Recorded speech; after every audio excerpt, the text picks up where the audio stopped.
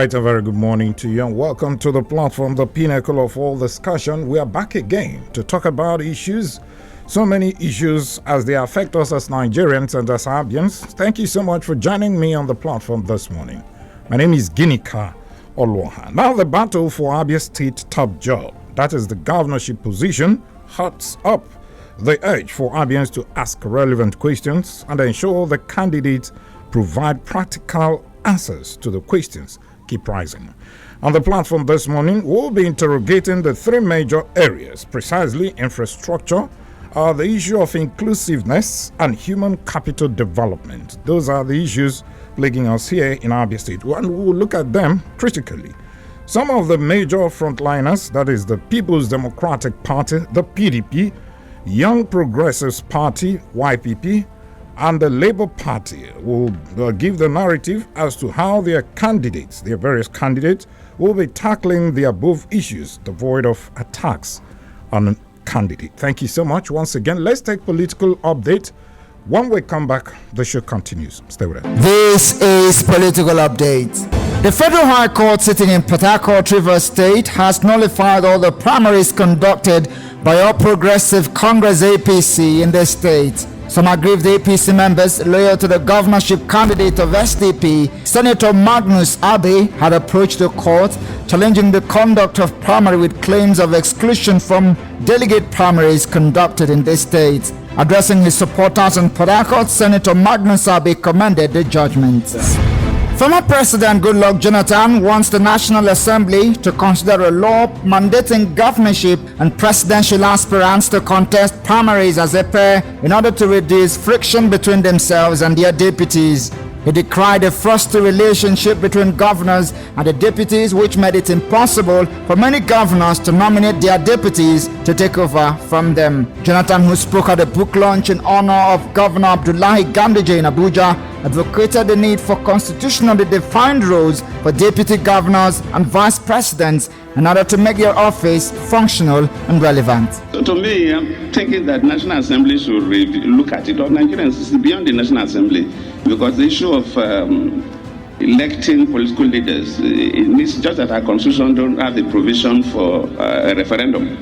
In other countries where the constitutions have provision for referendum, it's good to have a referendum. Probably it's better for the vice president, for you to qualify to run for the primaries as a governorship candidate. You should already run with your deputy. A new commissioner of police, Mustafa Mohammed Bala, has been posted to Abia State Command. He takes over from the former outgoing commissioner of police, ARG Janet Agbede, who has been posted as the new commandant of the Police Staff College in Jos Plateau State. ARG Agbede was among the 465 police officers recently promoted by the Inspector General of Police, Usman Okaliba. And that was Political Update. I am Wisdom Thomas. All right, welcome back. It's still the platform, the pinnacle of all discussion here on Flu 94.1 FM. Like I told you before we went on that break, we'll be looking at issues facing us here in Abia State. Precisely, we'll look at infrastructure, we'll look at inclusiveness, and the issue of human capital development. Those are the three issues we'll be concerning ourselves today on the platform, because we need to address these issues going into 2023 so that whatever the candidates say, the people should be able to hold them to account based on what they have promised the people. Welcome once again. Now, joining me here in the studio is the Commissioner for Strategic Communication and Documentation, one of us, Ugochukwu Emezue. Thank you so much, Honorable Commissioner. It's nice to be here. It's quite thrilling being with the chief correspondent. Oh, you still remember that? I know. the last time you were on the legislature has been long. Yes. Okay, welcome. Good to be here. Okay, I think we should start with you, because other people talk about the YPP and the Labour Party. They will also be joining us on this particular program to look at this particular issue we are dealing with on the platform this morning. Honorable Commissioner, I think I should start with the issue of infrastructure. With the level of infrastructure your party, the PDP, has put in place so far, do you think you should consolidate on that in 2023? That is, if eventually your party gets re-elected for office of the governor in 2023, or would you think about doing something differently from what you've done so far? Well, thank you for having me once again. And as we look forward to going into the election next year, like you rightly pointed out in your intro, our candidate, Professor Eliezi Konne, is the leading candidate from all ramifications. Talking of infrastructure, you and I would know that if there is any area the governor of the state, Dr. Okezie Ikpeazu, has performed excellently well, is in the area of infrastructure. And of course, that has been his main target, to ensure that we create and develop a state where all our infrastructure will be at a very high peak. And of course, you look at what is happening in Abia, and let me say it without fear of contradiction, that getting this the resources has not been an easy task, because when you talk of building roads and other critical infrastructures, you know what it means in terms of naira and kobo. Okay, so Honorable Commissioner, sorry, I may have to cut you there. Let us take this commercial break. When we come back, you continue with the flow. All right, welcome back to the program. And I'm still here with the Honorable Commissioner for Strategic Communication and Documentation here in Abia State, Honorable Gochukwu Emezuo. Welcome back to the program. Sorry for that interruption. No problem. We needed to pay this. I'm sure Absolutely. you are very much confident. Absolutely. You know what we are doing. That here. is the essence of the season. You were on this side before, Yes. so when I said let's do this, I'm still on that side. okay, no, you've left us briefly. I'm a professional in government. Okay. So, Honorable Commissioner, you are actually making a point. Yes. As regards to the issue of infrastructure, and you said, Abba, it appears that the concentration of this particular government has been all in Abba. What about the other local government in the state? We can't say all in Abba. We'll say majorly in Abba, because Abba remains our cash cow. That is why the governor says if we can get Abba right in terms of developing Abba infrastructurally, that means we can begin to smile to the bank. You and I know the economic situation in Nigeria today, where almost every government runs to Abuja for the paltry sum that comes every month. So the governor is thinking that, look, we must develop Abba critically. And of course, that's why we are concentrating. And of course, it's not like he has neglected other local government, no, but at least as the funds are available, he makes those funds available to other local government areas. Now, talking of our incoming governor, talking of Professor Eliezi Konne, of course, he will also concentrate in making sure that infrastructure in Abia is very, very key. Not just in Abia, but the whole of Abia State, but with special emphasis on Abia. Because what Okezie Ikpeazu has done is to lay a very strong foundation in terms of infrastructure. And he is coming to ensure that he builds more on it, so that wherever you are, the idea is that wherever you are in the world today, whether you are an Abian or whether you are a Nigerian, whether from what you think of first Abba, that name Abba will come first in terms of development, in terms of investment. That is the idea. And he said that he also established what we call Abba Development City, so that he will build on it and make sure that infrastructurally we are good to go. Now, Honorable Commissioner, don't you think other parts of the state will feel somehow left out if you concentrate again, just like the present government is doing in Abba, to provide infrastructure? Take, for instance, we are not really talking about road infrastructure this time around. There are some school blocks that are dilapidated. Absolutely. Primary healthcare, most of them, when you go even to Abia North, Abia Central, and the rest of them, some of the infrastructures that you have there, which ordinarily the state government ought to have addressed, they are not really getting enough attention. So are you saying that the incoming governor, probably your candidate, if eventually he wins, will also not look at these other areas that I just highlighted, and will focus strictly on providing road infrastructure for Abba? No, it's not going to be Abba alone. Professor Konne is going to maximize the resources to ensure that every local government gets its own share. And by the way, one of his greatest policy is what we call the participatory governance, which of course is very, very unique and very, very clear, novel, first of its kind. where we are going to have the people all inclusiveness, where the people will be at the center of development. For instance, we come to a local government, we have the locals, we have the traditional rulers, we have the youth leaders, we have all critical stakeholders. They will come together and say, here in our local government, what do we think is very, very key to us? There are places you go, they will tell you what we need is good road. There's one where you go, what they will tell you is that they need water. There's a place you go, they will tell you they will need health. There's where you go, they will tell you they will need empowerment. You can come to a local government and they say, hey, what we want is empowerment, probably in terms of education for our people. So in this participatory government, where Professor Kone is going to run by God's grace, when he comes in, he's going to let our people bring out what they want, each local government according to your needs, so that he will not look at it. It's not just, oh, infrastructure. You come, you build 100 infrastructure, this, that. No, you come and identify the key projects and gradually will be building on it. But without losing sight of Abba, it is a fact, and we are not shying away from it. You mentioned the issue of resources. Are you also putting that into consideration? Don't forget that this government, which you are also part of, they've always said that they don't have enough resources to tackle some of these issues. How are we sure that your candidate, if eventually he gets elected, will not toe the same line of excuse that there are no enough resources to tackle this issue of infrastructure deficit we're having in the state? Even the federal government don't have enough. But there's a way you can do it.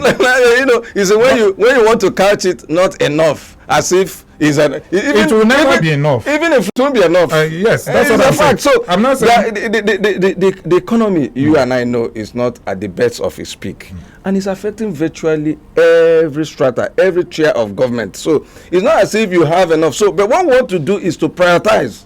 Exactly. So when Econnect comes on board, what is going to, that's what I'm going to specifically say. What I'm saying, if in a local government now, we'll come to your local government in this participatory government, and you say this is exactly what we want, we'll go for it. We'll look at the cost benefit, cost effectiveness, and we'll get it, start working. Not what you don't need, because that's exactly what people do. Oh, you want virtually everything, but you are competing with scarce resources. So in this situation, we must say, okay, let's take this that will give us benefit in the in the medium term. In the long term, this is what we're going to achieve. Like I have said, not denying the fact that we still have to focus on where we'll get more money, because that is what we call our preferential objective. As you do that, you get more economy from there, and you also use it to the benefit. Listen, you get it to the benefit of these other people. So strength by strength, you must, in fact, even in life, you explore where people have their strength and exploit it to also strengthen the other one. So we see that Abba can give us that big strength. So we're not losing sight of it, and we're not forgetting the other one. So let's assume that other local, maybe one or two local government, they don't give you that economic benefits like you pointed out. So you're going to neglect them totally? What I'm saying is your strength, not really in terms of economic benefit. You can say, okay, let's go, for instance, now we're looking at a place like Bende, those houses where we know we can produce rice, Of course, this is their strength. We will invest massively, like Professor Kone have said, when it comes to agriculture. So we've segmented it and we say, look, this place, we will not neglect it. We must make sure that we invest. So when you come to that area, you know what is their greatest strength. Not when you know that is not their strength. And whatever you put in there may not be too critical to them and to the state. Because, look, whatever that is coming out from every local government is going to be beneficial to everybody.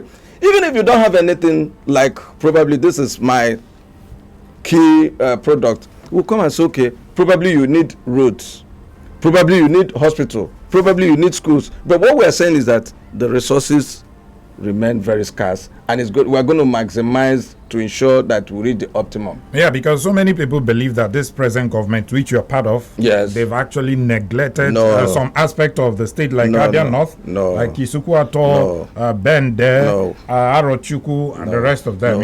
So if your candidate eventually emerges, the governor, coming from the same party, the same line of thought of the person that is pushing him, or rather supporting him, he will still toe the line and forget this part of the state. If you have followed my intro, I told you that we need to develop this place called Abia, which the governor has put in much, not neglecting others. So now we have gotten to a level where we can say at least the governor has really been able to do very, very well in that area.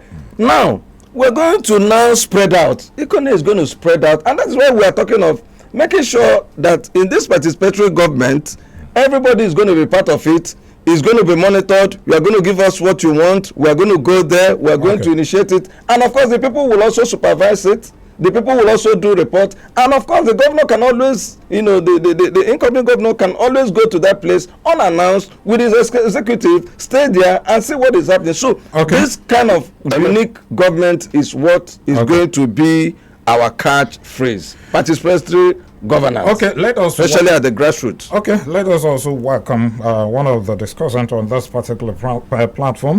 The issue we are looking at as regards to the agenda of those governorship candidates in Abia State, what they have for Abians, or rather what Abians should be looking out for. And I have the Young Progressives Party, the spokesperson for the governorship candidate of Young Progressives Party, Barrister Ben Udechukwu. Thank you so much, Barrister, for joining me on the program this morning. Good morning, Ginika. All right. Okay, let us start with the issue of salary payment, job creation, because we are looking at how the state will be turned around. When you look at issues as they are right now, many parastatals of government are crying of non-payment of salary. Now tell us, what will your candidates do differently to address this issue of salary payment and probably job creation? First of all, Ginika, let me say this. Okay. We understand that there is a dichotomy in Abia State where some people are described as core civil servants and maybe on-core civil servants. So whatever that means, first of all, what we're going to do is to dissolve that dichotomy and treat every civil servant as a civil servant of the state. So everybody's core. That is number one. Number two, had said severally that the best way to pay salaries in Abia State is to make more money. That is, our marginal propensity to save is increased. How are we going to do that? He said he's going to crash cost of governance. He did tell us that Abia State, the current expenditure is too high. And greater percentage of this recurrent expenditure is domiciled in the government house. So he is saying that if we're able to save 500, 400 million naira every month, we are going to take them back to payment of salaries. That is number one. Number two, he did also tell us that he's going to diversify our revenue basis. Abia is losing a lot of money to revenue.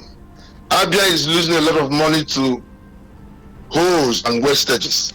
Let me give you an instance. He did tell us that at here now, people are excavating kaolin and paying almost zero revenue to government. He said his quarry services in Ebonyi State, the whole of last year, he paid about 150 million naira in taxes to Ebonyi State government. Ginika, 150 million naira we pay subvention to Abia Poly for about 2 months. We are talking about payment of salaries. Come down to Abia State. He did tell us that quarry services in Abia State, we do not earn more than 3 million naira in a year. So if we're able to enhance and diversify our sources of revenue, we'll start paying salaries. This is not rocket science. Okay, Ben, before you go ahead, I want you made a statement as to, you say most funds are domiciled in government house. What do you mean by that? If we are spending 70% on recurrent, government house alone spends 80% of that 70%. Do you understand it? Is it on appointment or feeding or what? Various expenditure heads. Various expenditure heads. Those things are captured in our financial statements. Open up the state government website. You'll see them. Okay. So if we can stop some of those expenditures, we'll plunge them back into payment of salaries. It's very easy. Okay, will that resources be enough for you to tackle the issue of infrastructure? Because as it stands today, Abians also require more infrastructures in all the 17 local government areas as we have them in Abia State. So what are you going to do differently to address this issue? We say that given the resources available to us in Abia State as it is presently, we'll do better. The only thing we need to do is to be deliberate and intentional about what we want to do. Now, if we're able to save, say, 900 million naira every month, we're talking about saving from crashing cost of governance, not IGR, not other sources of revenue like the ones we get from donor agencies and all that. Yeah. So what we are saying is, if we put all these things together, it will give us even development. We enter the streets, towns and villages to develop them simultaneously. So when you have excess money, what I mean excess is the ones you saved from wastages, plug them back to the economy, and you talk about development evenly across the towns and villages. Yes, evenly. That's the one that strikes me now. How are you going to share those infrastructure? Because they are like, I don't know if you listen to the Honorable Commissioner for Strategic Communication. He said Abia gives them a lot of money, so they are concentrating so much. That what gives them a lot of money? Abba, as a commercial nerve of the state, gives them a lot of money. So they are going to concentrate so much on Abba. Will you do same? No, we are not going to do that. I'll tell you why. Okay. Take your bearing from Uzakole, move down to Lowum, go to Ibere Item, Alai, Ezuku, Gweke. You will see that there is no single good hospital around these areas I've mentioned now. So if you concentrate on Abba, are people living around those areas not human beings? So what we are saying is we are going to develop every part of Abia based on their specific needs. Okay. Like we don't need a rectification plant in Abba because almost every house in Abba has a borehole. Abba needs roads more than it needs water. But if you go to them, if you go to Ibere, if you go to Alai, if you go to Ugweke, Zuku, you see they don't have water. Okay. So why are we going to concentrate and leave everything in Abba? Whereas we have human beings in all these other places. So what we are saying is, to everything that belongs to Abba, we'll give to Abba. For that belongs to other towns and villages, we're not going to discriminate. Now, Barrister Ben, you know, before now, this issue of Abia Charter of Equity has come up, and so many people believe that it is their turn to have a shot at the governorship position of the state. How will your candidate, Nana Nwafor, address this issue of inclusiveness if eventually he becomes the governor of the state, to make sure that at least you carry everybody along from all the political blocks as we have them in Abia State? It's very simple. If you look at his organization already, you know, one thing about one unique thing about Nana is he does not say what he has not been able to do.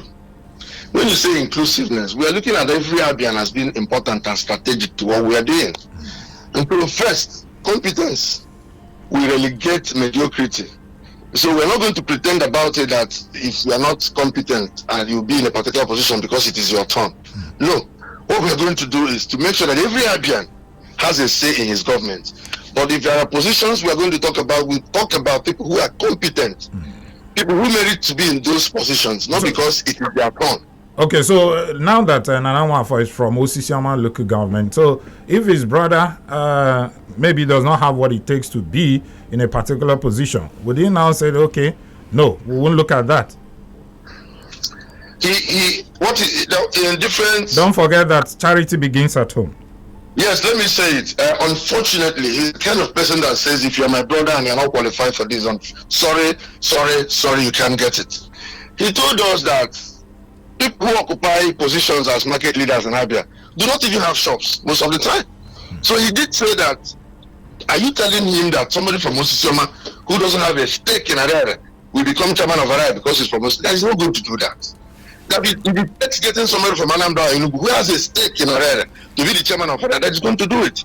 So what we are saying is, if we assess, if we review, if you do a check and see that the person who is supposed to occupy that position, probably by turn, is unqualified, we look elsewhere. That's it.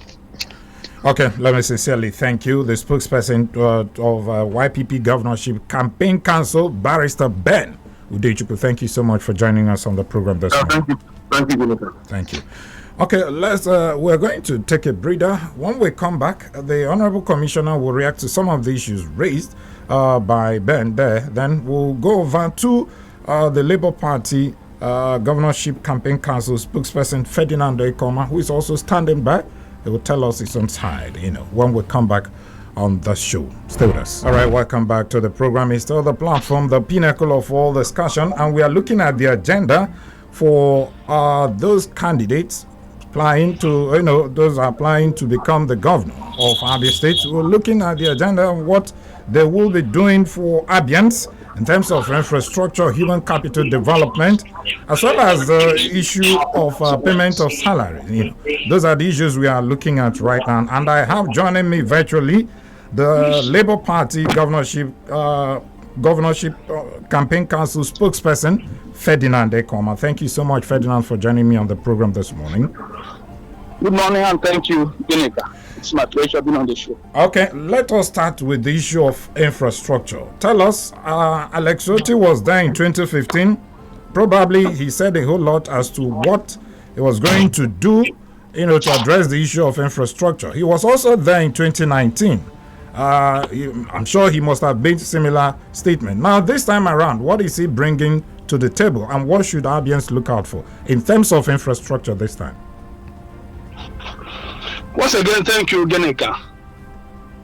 Of course, to build infrastructure, for me, you need two things. Okay. One is resources, and another one is capacity. No matter what you have at your disposal in terms of resources, if you do not have the capacity, if you do not have the vision, if you do not have the character, if you do not have the willpower to do what is right, of course the resources will get wasted. Our challenges here in Abia are not anchored on lack of resources. Okay. Those are not our challenges. Our challenges are lack of capacity. If you don't have it, you don't have it because you can't give what you don't have. So one, Dr. Alex Otti has the capacity, and that is proven, that is undoubted, that is indisputable. So what he will do first is to use the resources at our disposal to develop, to invest in infrastructure. Once you apply frugality in the management of resources, we have, our monthly allocations that come in every month, and nobody's disputing that. There was never a time other states got and I didn't get. The question is, what have you been able to do with these resources? You've got your internally generated revenue. How have you been utilizing them? So what Alex Otti will do is to apply the principle of frugality in the management of the resources to invest massively in infrastructure. For example, we are talking about the issue of internally generated revenue, and you are using touts till today to still collect your revenues, and that alone is prelude to failure. So we are saying that Alex Otti has made it clear that he's going to apply a well-organized strategy, get the necessary institutions who have the capacity, the expertise to collect revenues, so that what is accruable to the government will get to the government, so that the taxes that are being paid by the people will be accounted for. Now, Ferdinand, are there particular areas you focus so much on in providing infrastructure in this state as against the other part? Not at all. Abia is Abia. But we just need to look at the need of the people, look at the population. For example, whether anybody likes it or not, Aba must come first. Okay. Because Aba is like the superstructure here. Okay. That carries the substructures. So, because most of your revenues, internally generated revenues, come from Aba, so you must give Aba topmost priority. You must make it a priority to ensure that infrastructure is developed in Aba, because that will alone, Aba is a modern city in the real sense of it. Take for instance, take for instance, if you are giving 10 roads to Aba, maybe you will just give half to Bende. Is that correct? You can't use Aba to make comparison with Bende. I'm from Bende local government area. Of course, I know the challenges of Bende. In fact, if the allocations that are credible to Bende, local government allocations, are being utilized to develop Bende, you will feel the impact massively. That's even what we are saying here. So it's a case of whatever you're generating, that's what will be used to develop your area. No, that's not what we are saying. What I'm saying here is very clear. Okay. Nobody can dispute the strategic place and importance of Aba. So what we are saying is this. For example, there were industries that existed here, like International Glass Industry, International Equitable Association, PZ, and all the rest of them. Where are they today? Those are the questions Alex Otti has been asking. And he's saying that we are going to bring back these industries. It must not be PZ or International Equitable and all the rest of them, but that we must bring back industries. Of course, we used to have about textile mills that employed thousands of people. Where is it today? So he said he's going to bring back these industries. But first, for this industry to be viable, for investors to have the desire and the willingness to come to this place and invest, we must first of all build infrastructures, create the enabling environment. That will be the alluring factor. So that has been his position. So how will you now do in terms of addressing the issue of salary payment? I know that Alex Otti has been talking about that there's every need for the state government to pay salary. But of course, you must have heard that the state government will always claim that they don't have enough resources to take care of salary payment as we have them today. So what would Alex Otti do differently to address this issue? Well, this thing is not rocket science. And when we try to dispute the claims of the government, we make reference to specific empirical data to juxtapose whatever position we are taking in our disagreement with the government. And we are saying that what's more than 1/4 of what the state has gotten, or less than 1/4 of what the state has gotten, what is required to take care of this salary and pension arrears have not been utilized to take care of them. They have not done anything in this respect because, for example, what the government has generated as statutory allocation. Look at what the government has generated, internally generated revenue. Look at what the government has gotten, what the government got as bailout fund. Look at what the government got as Paris Club reforms. This runs into hundreds of billions. How much are you owing these pensioners? How much are you paying these civil servants? When Governor Kezi Ikpeazu came on board, we issued releases. They are out there, asking the governor to tell Abians what he was inheriting as salary arrears, as liabilities. They refused to do so. If government had prioritized these needs, what they would have done was to set out funds. And of course, when they received the bailout funds, the Paris Club reforms, and all the rest of them, they said they were going to clear these arrears of salaries because they agreed with us that the resources they got at that point were more than enough to clear these arrears of salary and pension. But they refused to do it. And it boils down to the same thing I'm saying, that this thing rests squarely on the lack of frugality, lack of prudence in the management of the resources of this state. So it has nothing to do with lack of resources. What we have gotten are much more than enough to take care of this issue. So that is why we say, because Alex Otti has made it clear that he understands how the economy works. Because first and foremost, like I said, you must have the character. If you don't have the character, you can't do it. Alex Otti says, even if you are selfish, but for the purpose that you want the economy to grow, you want the economy to be alive, you must invest. Okay. You must pay workers. So because when you pay workers, there will be money in the hands of the people, and money will circulate. All right. We have done arithmetic, I've done analysis on this. For example, if you are a producer, or you are a seller of bottled water, for you to sell the bottled water, somebody must have money to buy from you.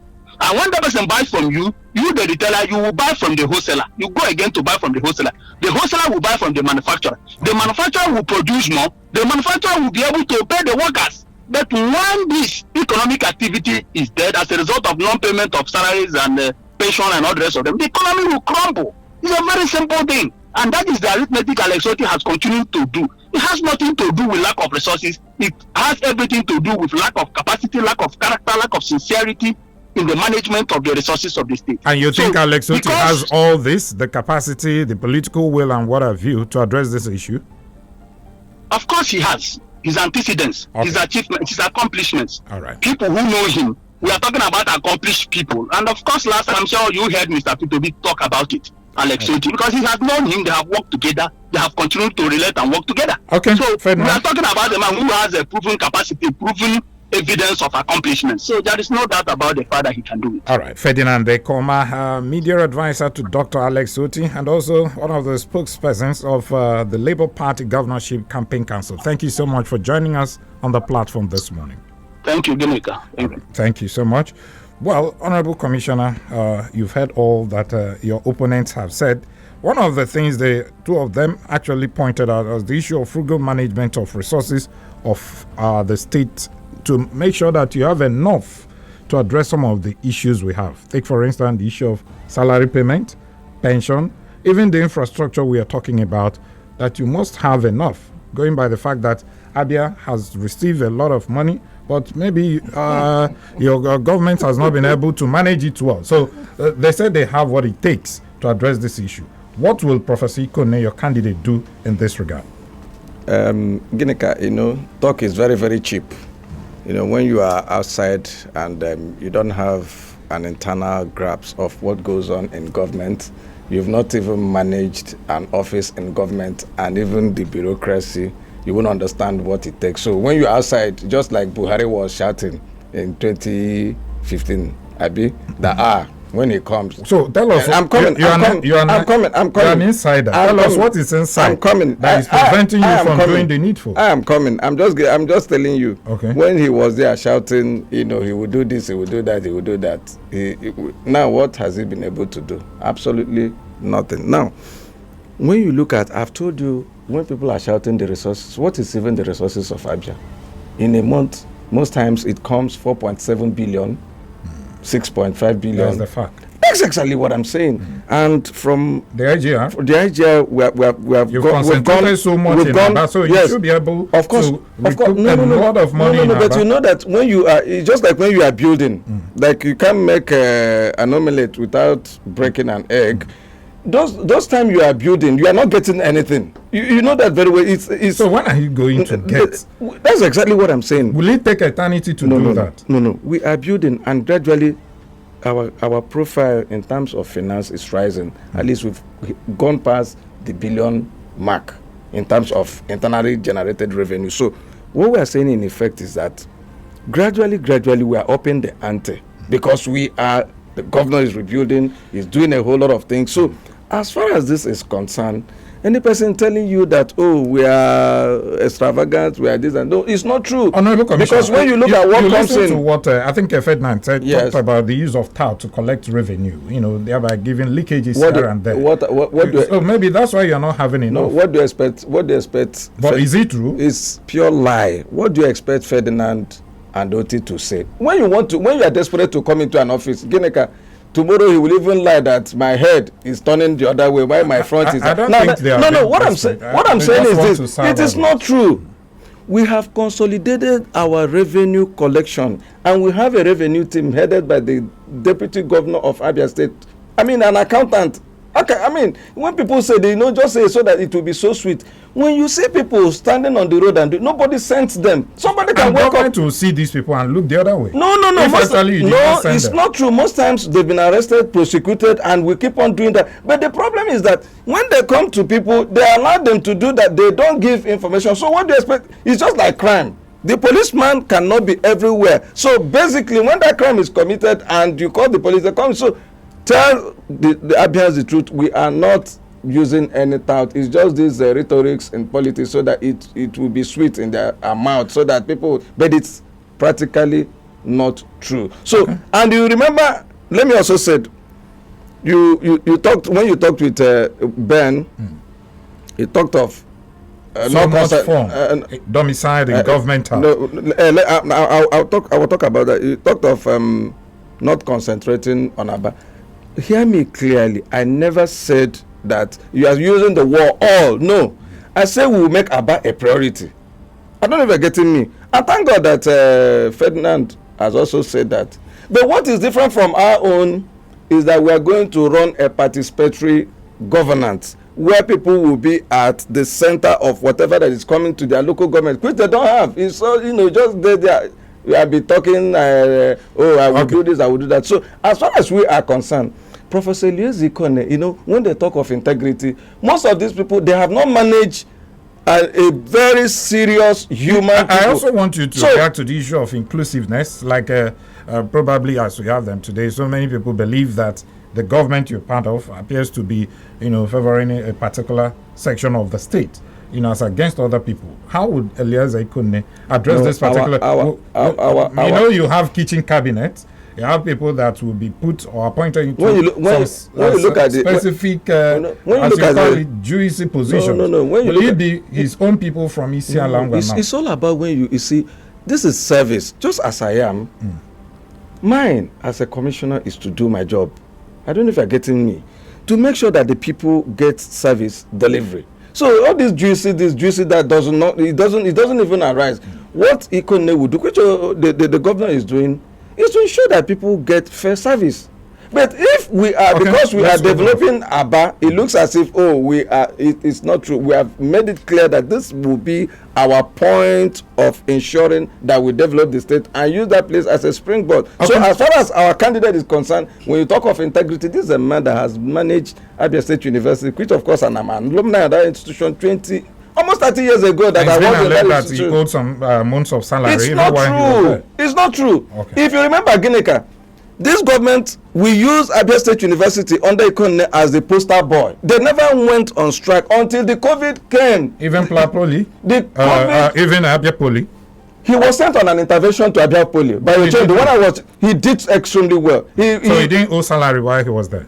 Gineka, let's open the phone lines. These narratives are just told so that people. That's why you are here, so that you clarify. People just stick to a narrative. I've told you, when the COVID came, of course, it affected everybody. That is when Abia State University, like every other institution, like even by then nobody comes to the studio to talk. But today things are looking up. So that was when we had that hiatus. Let us allow our listeners to actually people brandishing such is not true. As far as we are concerned, Ikone has integrity. He's a man that have managed men and resources. The university is a microcosm of any world, any state you can take us. So if a man could manage such an institution, manage people, patience, temperament, then you can understand what it means to handle a state. So it's people oriented. It's time for us to allow the listener to make their contributions on the program. The numbers to call are 080-8182-6949 or 08116052949. You can also, I don't think our SMS line is through now, but you can just call us or go to the Facebook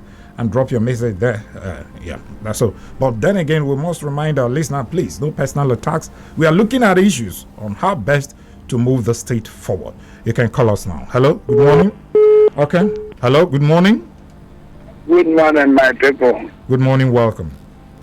Good morning, Good morning, my brother. Ifeanyi Chilaka. I'm calling from Undisa. Welcome, go ahead. I know this time is a game of interest time, political season. Everybody will protect their party. But in this coming election, all of us must be very careful. I will not like anyone to make a mistake. I know PDP did well during the time of Jonathan and Obasanjo. So I cannot say PDP is not a good party. But this time around, Nigerians have chosen to be obedient and useful. Thank you. But in other states, the will of God must be done. God bless you all. Thank you so much. Hello, good morning. Hello, good morning, Geneta. Good morning, welcome. Good morning, my honorable in the house. Good morning, my brother. Okay, it's okay for Chinedum. I'm calling from Omaha.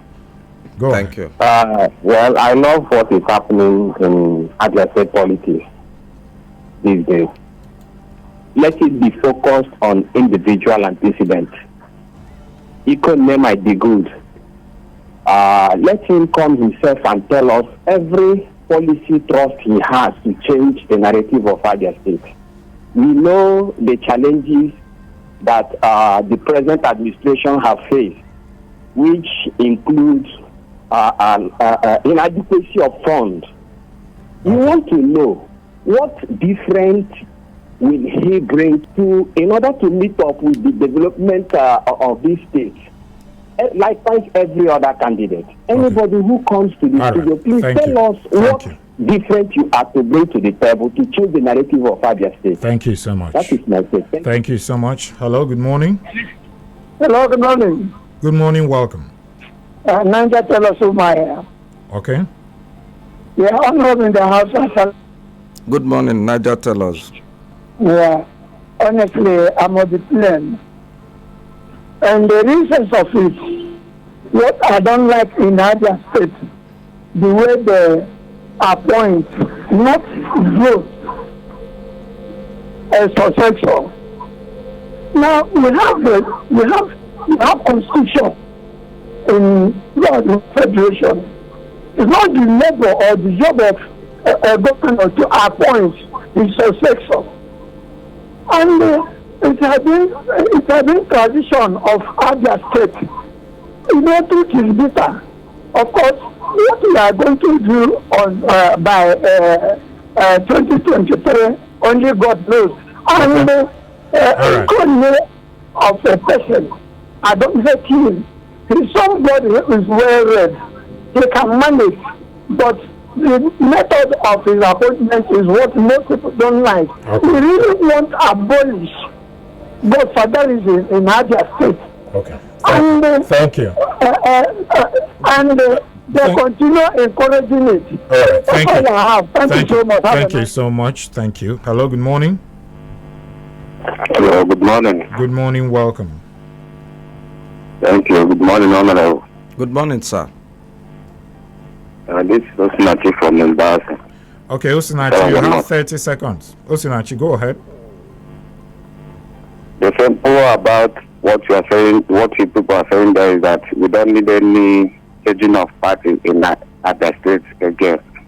This is what happened in 2015 when people are shouting, we need change, we need change, we need to look at the change now. So we don't need any change of party in this Abia State. PDP is going to rule us forever here in Abia State. Okay, Have a nice day. Thank you so much. Now let's go over to our Facebook page. This one is coming from Levi Osinachi. He said Professor Ikone has more vision for Abia than other candidates. Okay, that's your thought. Ndokoba David said, good morning, Ginika. And the guest, please, my question is, who sent those guys at EC Gate with cane flogging old women and keke riders? Honorable Commissioner, do you have answers to that? I think it has to do with revenue collection and okay, probably is the local government Okay. guys that will know about it. All right, Zeka LVC, who as I said, speaking of infrastructure and human capital development, payment of salaries, pensions, and arrears, honestly speaking, I think the PDP-led administration didn't do well for Abians because to whom much is given, much is expected. Abians should endeavor to vote wisely in next year's election to avoid regrets and stories that touch the heart. We are watching with keen interest. Thank you so much, Ezeka Elvis. Ikone Izuchukwu Okukwe said, Engineer Nwafo has a good manifesto and I believe he will perform just like Engineer Dave Umahi. May God help him and give him victory for Abia. Okay, those are your opinions. Let's see if we can take the final call, then we'll leave the studio. Hello, good morning. Good morning, Ginika. Good morning. Good morning to Honorable Commissioner for Strategy. Good morning, my brother. Who say man know there's the name? Who say man know that? Please, you have 30 seconds because we are actually. Okay, let me rush. It's very, very unfortunate. We've listened to what then said from YPP and the Labour Party spokesperson, Ekoma. You know, when you are not there, I keep saying that on this realize everywhere that wears a crown. When you are not closer to power, you will be desperate enough to say things that even when you imagine, just like Oguchumezo said, when Buhari was out there, we saw a lot of things he said, campaigned against Jonathan, told us heaven and earth that you do as the president of this country. What is happening today? So in most times you consider things, you cannot just come on air. Okay. Let us focus on issue-based campaign. Don't just come on air to say this and that because you want your candidate or you want your principal to emerge as the governor of the state. And you know that if you don't have any structure, I keep saying about structure, and people will tell me that ballot paper, if you go to ballot paper, you won't see any somebody's name. Thank it you. is party logo that are there. Okay, thank you so much, Hussein Manode. Now, Honorable Commissioner will have to leave the studio. Somebody asked, he said they need to hear from Professor Ikone. So when are you bringing him to talk to the people? maybe on the platform or something, so that people will hear from him directly. Absolutely. And hold him to account, if you know Professor Ikonne, you know that he's very cerebral, a man who has managed an institution, and of course he's not media shy. What we're doing is that he's going to come out by the time we finish putting all our, things together. Prof is somebody, a delight to listen to. Okay. But let me tell Abians, as far as we are concerned, like we've said, we are on issue based. Okay, so like somebody said, I want to correct that impression. Nobody appointed Professor Ikonne. Professor Ikonne came out to vie for this position, and he has been prepared from, where he has been the university vice chancellor. Okay. And of course, when we go in there, Gineka Mark today, our candidate will emerge. Honorable Ugochukwu Emezue, former journalist and president. I'm still a journalist. Okay, don't say former journalist. You've left the ministry. I'm not left. Okay. We are together. Okay, the Honorable Commissioner for Strategic Communication and Documentation, Honorable Ugochukwu Emezue, thank you so much for coming on the show. Thank you. And to all of you who called in, thank you so much. Thank you, Ben, Wizzy, and Nedu and Stanko, and to my producer, Samson Eze. God bless you. My name is Ginika Olwa. I'll see you again. But Weezy will be here on Friday to anchor the platform, the pinnacle of all discussion. Till then, good morning.